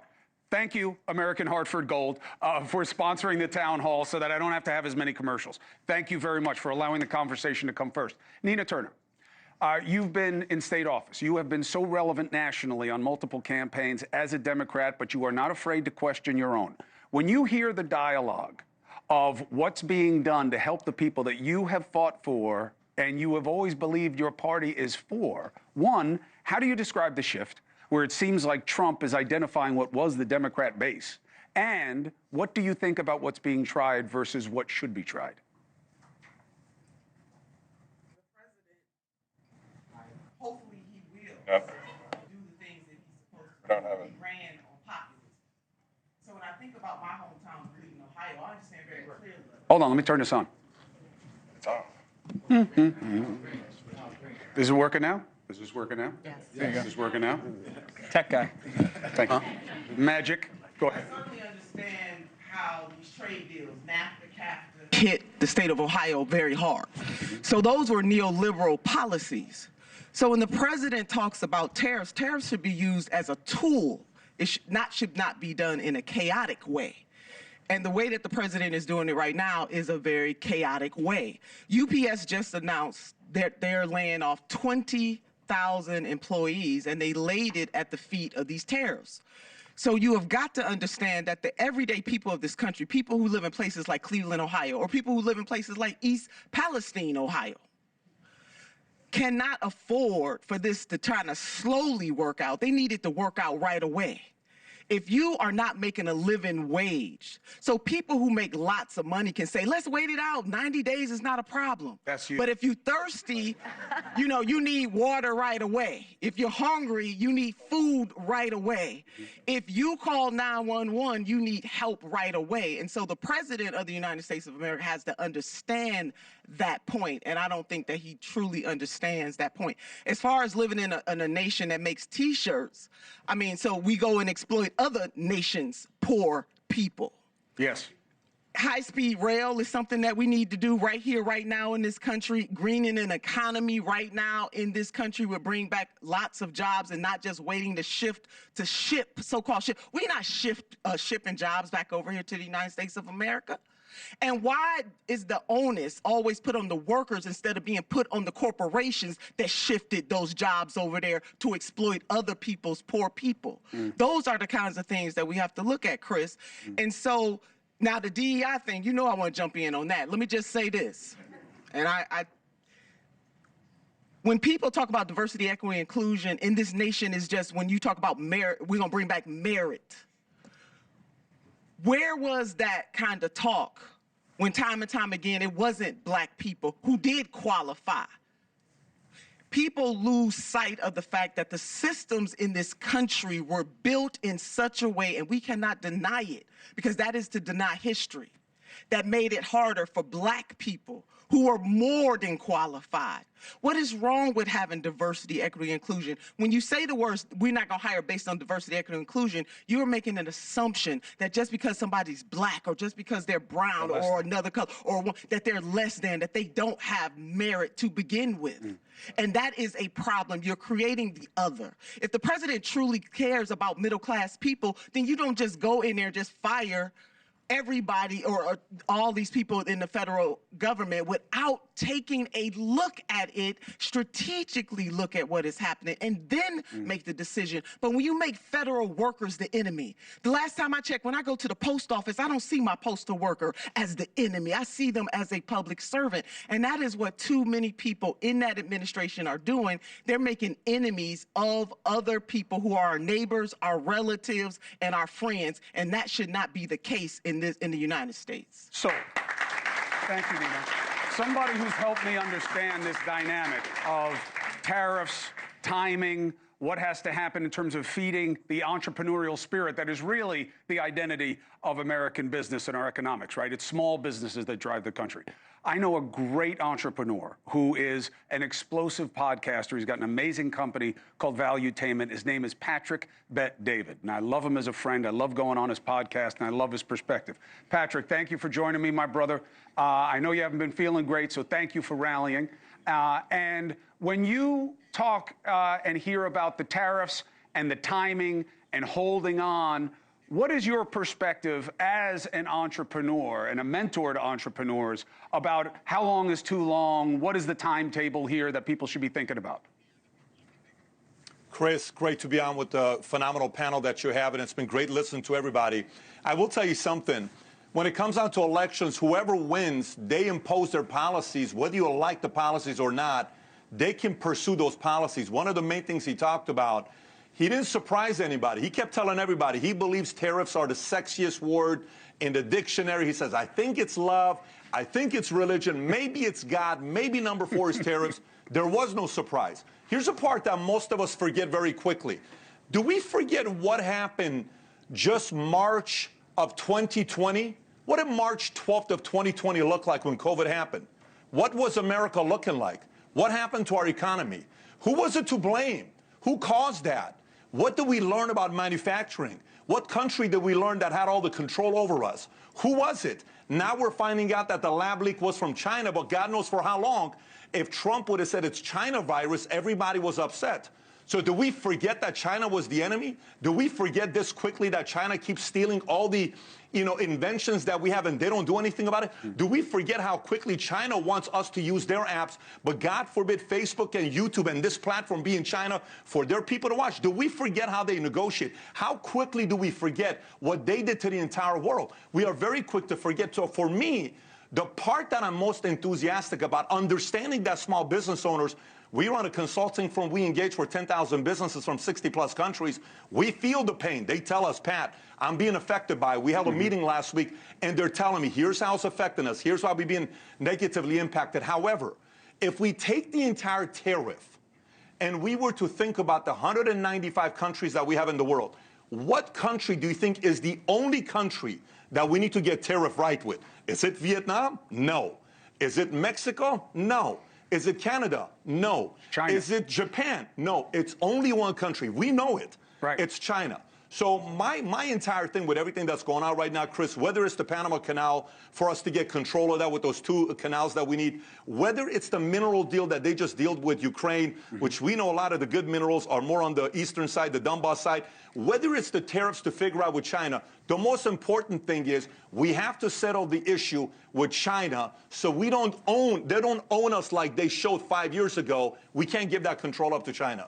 Patrick, do you believe that the tariff is the main tool to get China to the table and get it in a better situation? Because they seem to have responded least to the pressure so far. Well, look at today's Wall Street Journal report on what's going on with their export. They're not happy about it. How many manufacturing shops have shut down? How many manufacturing shops have shut down and told their employees, you don't have any jobs for 3 to 6 months? How many of them? Did you hear about what Apple just announced? The 60 million iPhones that they make per year that's being moved to India. You think they like that? Don't you see now that China's poking the bear with India and Pakistan trying to instigate the proxy stuff? Why do you think they're doing it? They're so worried because if the world realizes we can do a lot of this stuff elsewhere, they're not going to be happy about it. I love the fact that this is taking place. But if you're asking me the piece of leverage, the concern that I have is don't forget, China's very capable of stopping the entire world in many creative ways. We can never lose the level of paranoia with China. This is how much sympathy they have for us. The board that we have at the bottom, the Panama Canal, the control still, that canal, those 2 ports, is still owned by a company called C.K. Hutchinson that's based out of China, that the deal was about to be done, but China got in and said, wait a minute, you can't sign it yet. To me, I don't know if we have enough leverage yet. I'd like to think we're getting in that direction. We're not there yet. James, when you hear all this talk about China and what they represent as a threat and what needs to be done, what resonates? What resonates to me is, I'll tell you a story. In 2015, under the Obama administration, specific nations knew China was an unfair partner. I'm talking about Chile, Mexico, United States, Canada, South Korea, Japan, Thailand, Vietnam, I'm probably forgetting New Zealand, Australia. They came together and they started something called the Trans-Pacific Pact. Governor Sununu, you know what I'm talking about. And that was, we were going to align with all the Pacific nations and deal with the unfairness of China. The first thing Donald Trump went in office is he got rid of it. We actually had a plan that we were going to take all the Pacific nations and take all of that economic might, and we were going to stand up to China. And he never implemented it. It was a brilliant idea. And a lot of, by the way, a lot of Republicans in Congress supported the Trans-Pacific Pact. It was a gorgeous idea that we had where producing nations and consuming nations could come together and deal with the fact that China was not trading fairly. And they got us out of that, and it is one of the great economic mistakes that's been made in the United States. See, this is where a little friendly neighborhood sports writer comes in, and he says, if all those things are true, especially what Patrick Bet-David, my buddy, what he had to say and what you just had to say, why the hell did we put ourselves in a position where we have so much debt we owe to China to begin with? Didn't we play a role in empowering them and building this monster? You're asking the right guy, because when China got into the World Trade Organization, President Clinton was fundamental in it, and the Republican Congress. Nancy Pelosi and the Democrats were lukewarm to cold on it.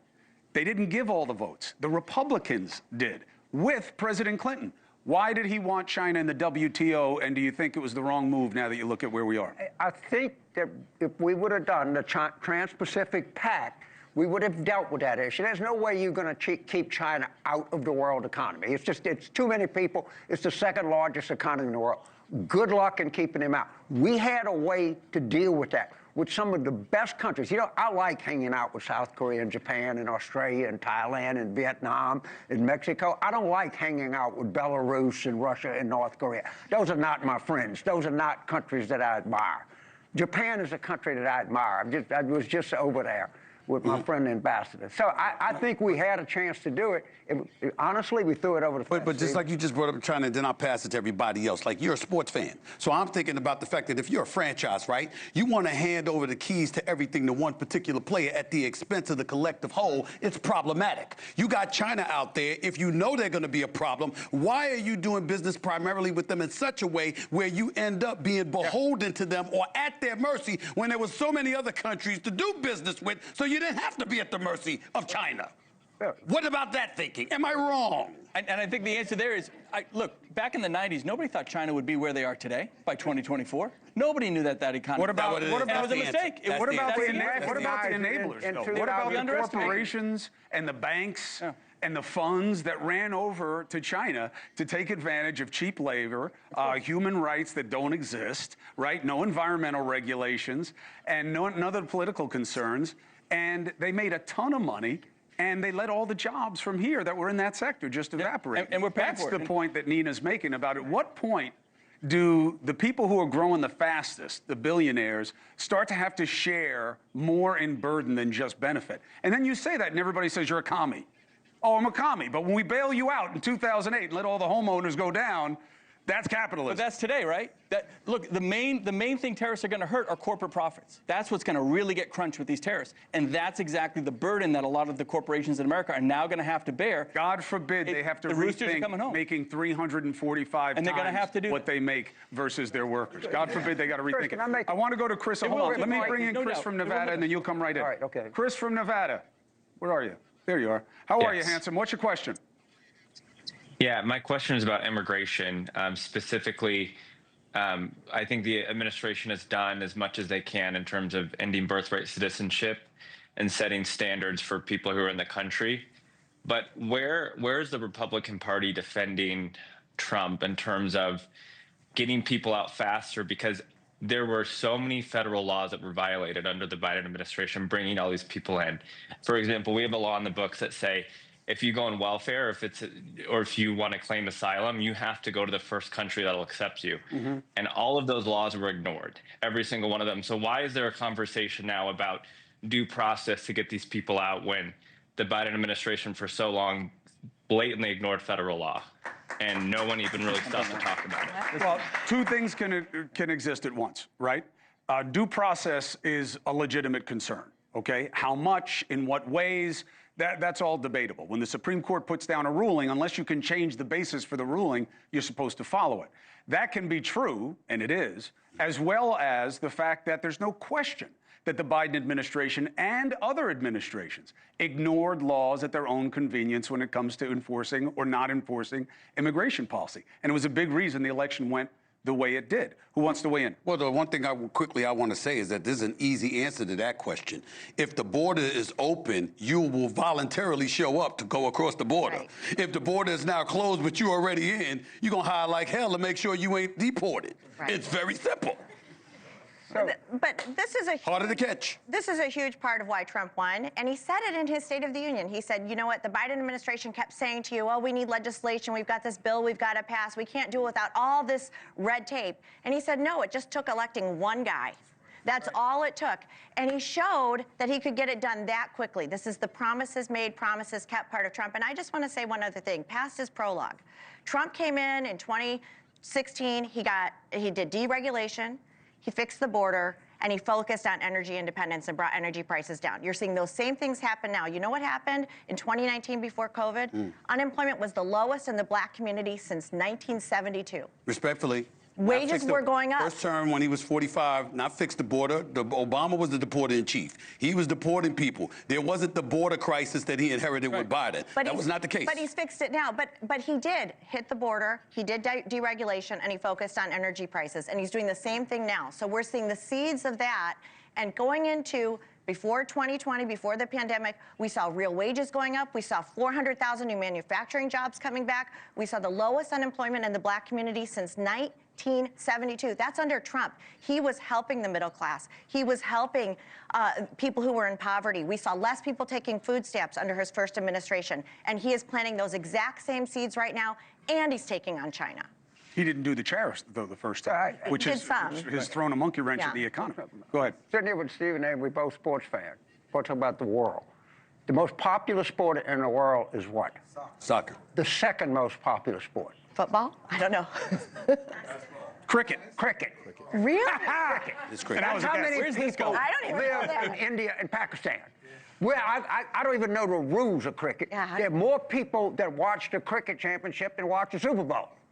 So we live in this world.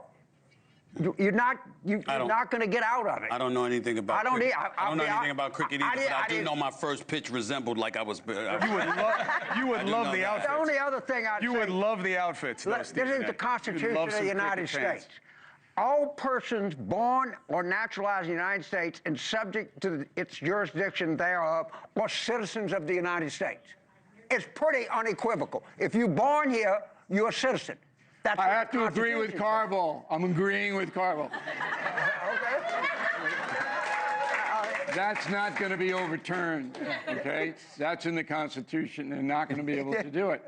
All the rest of the stuff, I'm not smart enough to follow any of this. But I just want to reiterate to Patrick Bet-David down there, I'm not buying any Chinese stuff, Patrick. I'm not buying Chinese food. I wouldn't even call for takeout, all right?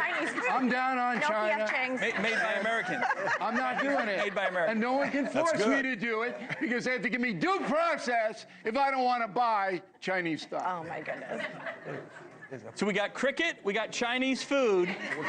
Chris, you're losing control. And an agreement. Let's get it back. Poor Patrick. Patrick's been fighting for his health. He's like, what am I listening to right now? You already made the best point I've heard in the last hour, Patrick. You win. Andrea, in the audience. Where are you? Right here. Hello. What is your question? I was wondering how you guys think President Trump has done with respect to combating anti-Semitism at colleges thus far. Well, look, Right. you have to understand the genesis of this is that the far left hates Israel, okay? And they always have. Israel's a fascist nation. It persecutes Arabs. This has been there since World War II ended, and Harry Truman recognized Israel. So that the students who come in who are far leftists, they buy in. You can't be in that radical left group unless you promote abortion, not support it, but promote it, hate Israel, and there are about 4 or 5 other things.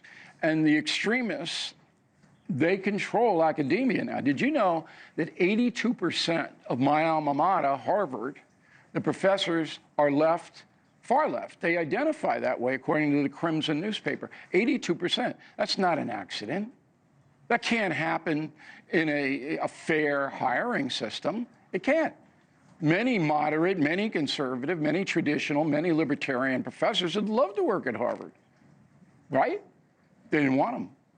So when Trump says, hey, we're not going to pump billions of dollars into an institution that, number one, isn't fair in its hiring practices, and they're not fair in, I don't know how the hell I got in, and neither do they.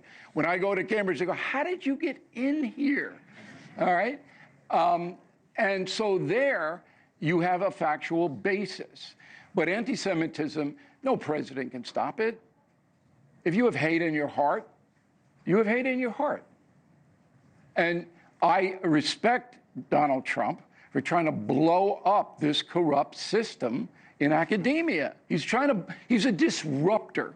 On Friday night on NewsNation, I'm doing an hour with Leland Bitter about why Trump is doing what he's doing. It's a full hour based on history and things like that. Donald Trump is a disruptor. Teddy Roosevelt was a disruptor. Abraham Lincoln was a disruptor. And Andrew Jackson. Nobody else. Most of them were go-along guys. Wait, just one second. And it's important to understand that a president can do a lot of things, but he can't change hearts. If you're a hater, you're going to stay a hater. But a president can create a system of accountability. And that's what he's trying to do. That's what he's and that's why what he's doing. And by the way, he's not going after every university, right? I'm going to brag on Dartmouth. Dartmouth is in New Hampshire. Is he going after Dartmouth? No. Why? Because the president of Dartmouth made sure that everyone had a voice, that Jewish students weren't being spit upon and all that sort of thing. There wasn't violence and disruption. Yeah, but they part created of a that is system. you, though. You're being too modest. You're governor. Gentlemen. I worked with the president, but she deserves a lot of credit, and Dartmouth deserves a lot of credit. And if every governor were like you, we wouldn't have this mess. Fair. Well, you know what? Keep it coming. No, but the point is, he's not being indiscriminate about it. He's not just going after higher education. He's saying, if you let this go, and many of these folks actually supported it. They were backing their students in terms of spitting on these Jewish kids. Because they're afraid of them. And look at Yale just 2 weeks ago, what those Jewish kids had to go under. But time out. But here's the problem. Neither of you are wrong with what you're saying as it pertains to the specifics of the issue that you're alluding to. The bigger issue is if he pulls this off and gets what he wants, his intent might be on the up and up based on what you two just explained. But there are going to be successors who follow him. And if you open that Pandora's box, because this is how y'all have governed both sides. I'm talking all politicians. You've taken into consideration the collateral effect that it will have on our system of government, on the American people. How many times have y'all turned things down, even when you knew it was right because you said, hey, wait a minute, we opened that Pandora's box. We don't want to empower future administrations to be able to pull off that. And because of that, you operated with caution. Now we're supposed to throw that to the wind? But what's the risk in what we're talking about specifically? Because at Harvard, for example, they're basically accusing him of trying to impugn on their ability to have free speech. But Stephen, I'm not saying they're right. I'm just saying that's the Harvard, concern. how many conservative speakers have these universities allowed to come on their campuses in the past That's fair. 4 years? They have completely shut off conservative speakers. They have protests. They ban us. But I bet you if you told them you was going to give them their federal funding, you're right. You told them that they'd invite those speakers in there. Trump isn't the one who started this, though. This started on the left. They said, we are not allowing conservative voices on these campuses, and we're going to protest them, and we're going to shut them down, and we're not even going to allow conservative professors. And if you're a student, you're going to be afraid to show your conservatism in the classroom because you're going to be graded poorly. And that's a fact. Okay. Listen, I hear it, but I think what we just lived through, I'd much rather be a conservative trying to get on campus than what we saw with these Jewish kids. Right. Oh, 100%. 100%. I'm not comparing it. I think that when you go across a certain line, it becomes very obvious. And they let it happen. And they let it happen. I agree. In Columbia here in New York City, those idiots up there ran Columbia. And let it happen. Sometimes you wind up doing something which may not be the most important thing, but it gets a spotlight on you. These schools are ridiculously expensive. They go up faster than anything else. Their endowments are going up faster than anything else. And if you want to hear more of this, I got a note for you. Right now, I want to thank everybody who's watching on the CW network. Thank you. You have to go. But you can come and find NewsNation and keep watching because the town hall is going to continue right after this.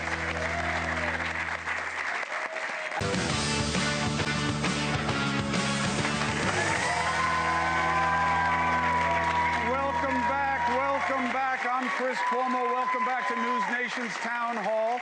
President Trump is 100 days plus into his second administration. We're taking a look at what's working, what needs to be done better, and why. Great guests tonight, perspective across the spectrum. Bill O'Reilly, Stephen A. Smith, Ronna McDaniel, Chris Sununu have been here. We had Steve Bannon. We had James Carville. O'Reilly, you know, kind of got out of line with Carville a little bit. He deserved it. And once it sunk in, he left. And we had Patrick Bet-David. And now we're doing something for you, if you just switched over from wherever else you were watching us or listening to us, that only happens on NewsNation. And I only say that because it's not easy, okay? There's one guarantee in political coverage right now. Members of the two parties do not want to be on at the same time, okay? Now, my show at NewsNation has made this a priority because I know you need to see it, okay? You need to see that Republicans and Democrats can talk. They may not agree, but they can be on the screen at the same time. Pretty low bar, but if you think about it, there's no other show where you're going to see it. We do it here, and I'm very grateful for it, all right? Joining me now are two friends of this show. I respect them both, okay? Massachusetts Democrat member of Congress, Jake Auchincloss, and Georgia Republican member of Congress, Dr. Rich McCormick. To those who are watching for the first time, I want to say to you guys, you've done this consistently and you do it well, and I thank you for it. You are showing people that you can disagree without being disagreeable. So thank you both. So I'll start with you, Jake. What we've been talking about, I don't know if you heard the president's interview, but he was basically saying, look, somebody's got to save the country from these trade imbalances and America getting taken advantage of. It's not going to be easy. It may not be quick. There may be some pain, but it had to be done. Your response? Chris, thanks for having me on. Rick, it's nice to be with you again. Chris, I have a trade imbalance with my grocery store. It doesn't mean my grocery store is taking advantage of me. The president is using talking points to obscure the fact that he has broken his core campaign promise. His core campaign promise was, I'm going to be good on the economy. He's been bad on the economy. The economy contracted this last quarter. If it does that again next quarter, it'll be a recession, the first man-made recession in American history. And there's every indication that it will. Price expectations are surging. Private sector employment is contracting. And we've got Walmart and Dollar General CEOs saying that their customers don't have enough money to last until the end of the month. The president is failing on the economy right now. How do you see it, Doc? I disagree. First of all, I just came from a lectureship at the Library of Congress. They were talking about Reagan. They were talking about what a great president, what he did for America. One of the greatest things that Reagan did when he came in after the end of the Carter administration is give back America its mojo.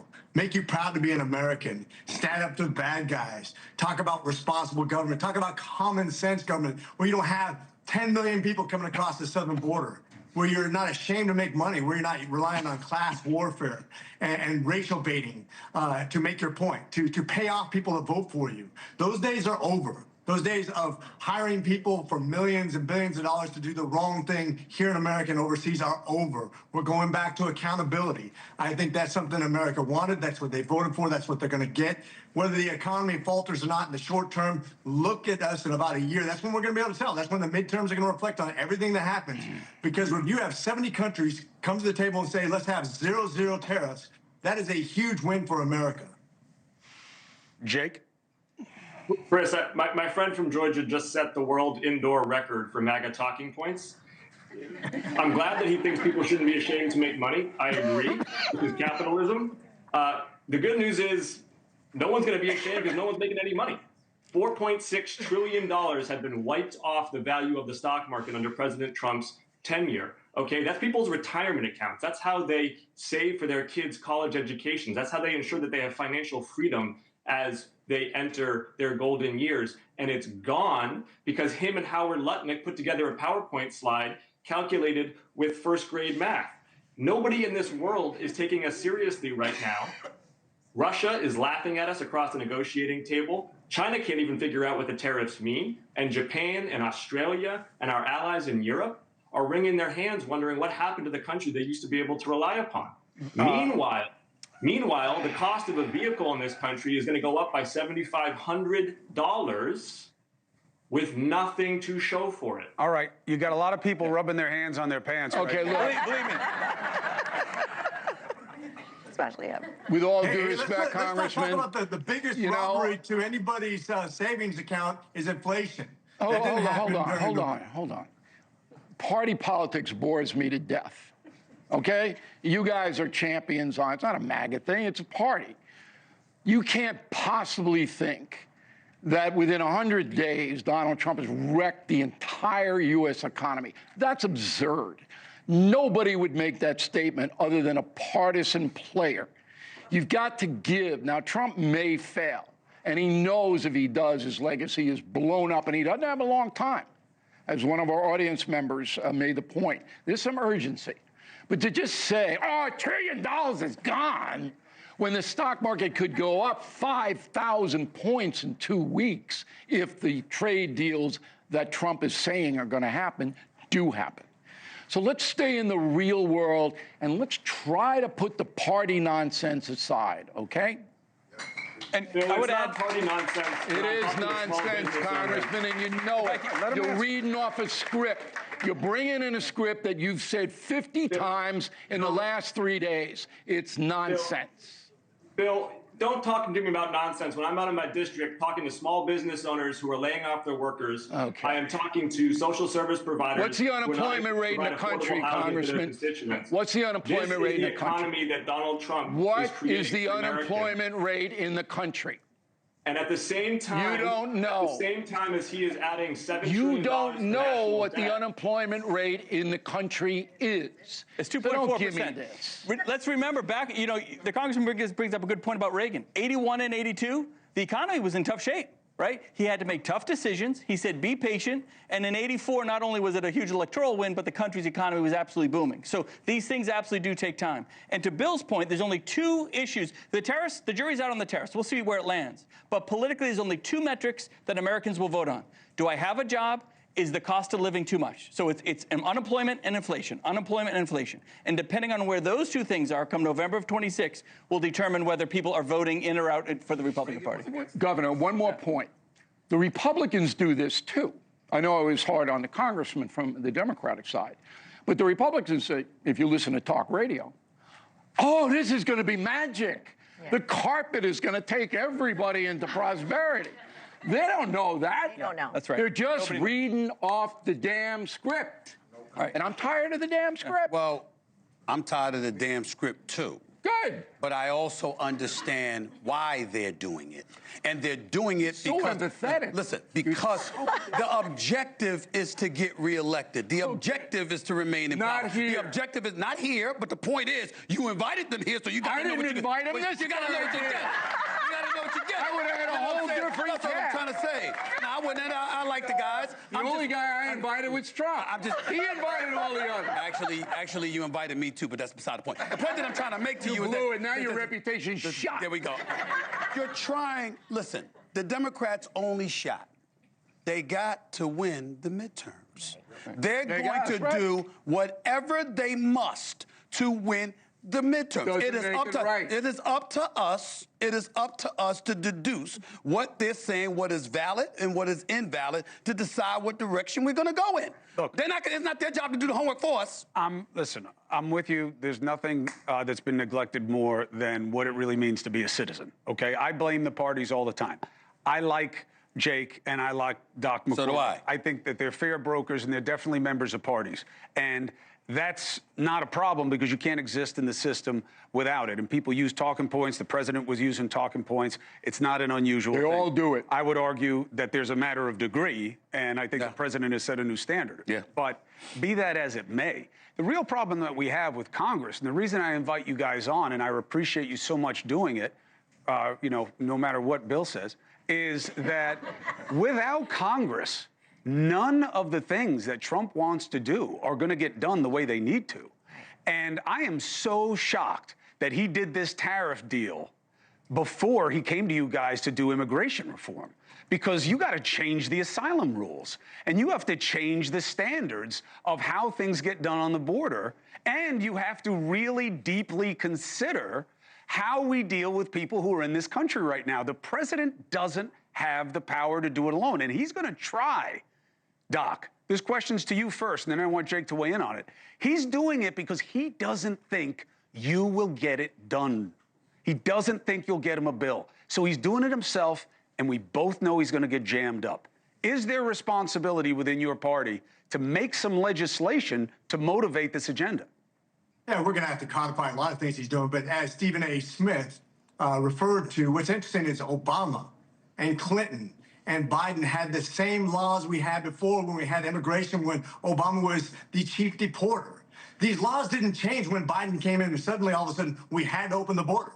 That was an executive order. That was him saying we're going to open it up. We're going to accept tens of millions of people into America on your American dime.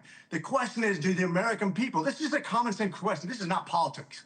This is what lost the election for the Democrats, in my opinion, is they said, it doesn't make sense. I'm not going to pull money out of my pocket to have somebody come from nations and nations away, going through Mexico because they're unsafe in Mexico somehow, and come to America and stay in a 4-star hotel, get a free cell phone, get 3 squares on my dime when I don't even have enough money for my family and the economy can handle, because in the future we're going to have so much debt America cannot sustain it and will not be the world economic power, the industry standard of currency in the future if we don't get more responsible. That's why they lost. Jake, what's your take on this? Chris, my take is that other than Governor Sununu on that stage, nobody who is on that stage right now has talked to an actual constituent in years. I have done 16 town halls in the last 3 months. I am talking to my constituents, and what I am hearing repeatedly is people are afraid. People are afraid at how badly managed this economy is being. They are afraid at how weak this president is on the global stage. Sir? And I would ask my question to my friend from Georgia here. You talk about the national debt. I agree with you. The last president to balance the budget, by the way, was a Democrat. The next president to balance the budget should be a Democrat, too. And my question for you is, if you worry about the national debt, why did you just vote to add $7 trillion to the national debt 2 weeks ago? Actually, I didn't. If you look at my voting record, I voted against the CR in December. One of 34 people that voted against the CR in December because 100% of the Democrats voted for it. I knew it was a bad bill. If you look at the history of what I proposed and what I'm trying to get done, everything. I let you speak. I let you speak. We're not going to do that. You're going to let me speak now. So if you're going to talk about the debt, tell me one thing that the Democrats have seriously considered that would reduce debt in America. I'm one of the 34. I'm one of the holdouts. I'm the one guy. I will go to war with anybody over this debt crisis because I think it is the future of American state. It's not a partisan issue. I think we're going to have to deal with Social Security. That's a bipartisan issue. But I'm not going to play games over that. You cannot come up with one thing the Democrats have done to reduce. I'm going to interject to say this to the representative. That kind of attitude where you just said only one person on this stage has talked to constituencies other than you. That's why y'all lost. Because let me tell you something. Let me tell you something right now. I can go to an arena with 20,000 people or a stadium with 80,000 people, and I can run across tens, if not hundreds of people that speak on these issues. Just because you're not speaking directly to a politician doesn't mean you're not speaking directly to the issues that affect the American public. You can't say something like that, sir, respectfully. Totally. And he's going to be president. I totally agree. I know. You saw how Jake, you can't see Stephen A., but when he was saying that, he had the thumb and the fist. He looks like a politician. I'm telling you that right now. Jake, I got to jump. I'm out of time, but we're going to continue this conversation. Jake Auchincloss, you're always welcome to make the arguments here, and they're often very cogent. Dr. McCormick, same. Thank you very much for being here. Thank you for letting the new audience that's watching us tonight see what we're about. Thank you for being part of it. Now, Chris, thank you. Ronna, thank you. Stephen A., thank you. Big Bill, thank you. I'm blessed with great friends who come to help me out and do the job for the people at NewsNation. Thank you for being part of that. Most of all, thanks to each and all of you. I appreciate your patience. I appreciate your indulgence in being part of this. And to all of you, this is what NewsNation's about. This is what we do on a nightly basis. I don't always have these big shots, but we do the best we can, and we do it for you. I want to thank everybody. I want to thank the team, and most of all, I want to thank our sponsor. You don't usually hear that from a journalist, but I'm telling you, I can't have these kinds of conversations without that kind of corporate partnership. And Cuomo did a pretty good job tonight, right? Thank you very much. Leland Bitter is going to pick up our coverage right after the break. Thank you for being with NewsNation. We'll do it again.